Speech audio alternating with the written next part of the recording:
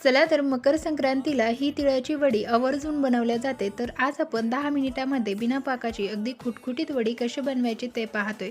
त्यासाठी पॅनमध्ये 1 वाटी तीळ चांगले तडतडेपर्यंत भाजून घ्यायचे. अर्धी वाटी शेंगदाणे सालं तडकेपर्यंत भाजून घ्यायची. शेंगदाण्याची सालं काढून एकत्रित प्लस मोडवरती मिक्सरला फिरवून घ्यायची. पॅनमध्ये 2 चमचे तूप घालून घ्यायचं. त्यातलंच थोडंसं तूप ताटाला लावून ठेवलं, ज्यामध्ये बर्फी सेट करायची किंवा वडी सेट करायची. त्यानंतर इथे पॅनमध्ये 1.5 वाटी आपण गूळ घालून घेतला. जेवढे शेंगदाणे आणि तीळ आहेत तेवढा गूळ घ्यायचा आहे. वितळवून घ्यायचा, पण एकदम लो गॅसवरती वितळवून घ्यायचा. वितळवलेल्या गुळामध्ये वेलची पावडर आणि तयार कूट घालून घ्यायचं. मिक्स करायचं. चांगलं बाइंडिंग आलंय असं झालं की गॅस बंद करायचा आणि तयार मिश्रण तूप लावलेल्या ताटामध्ये काढून घ्यायचं. लगेचच आपल्याला ही वडी सेट करून घ्यायची आहे. वडी सेट केल्यानंतर लगेचच चौकोनी आकारामध्ये इथे कट करून सुद्धा घ्यायची आहे. तर मस्त खुटखुटीत वडी तयार आहे. व्हिडिओ आवडला असल्यास लाईक, शेअर आणि जास्तीत जास्त शेअर करा, सबस्क्राईब करा.